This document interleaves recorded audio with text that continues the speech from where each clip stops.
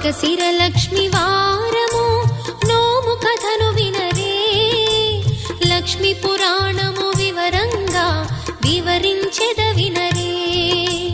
ఎంత నిష్ఠగా చేసినా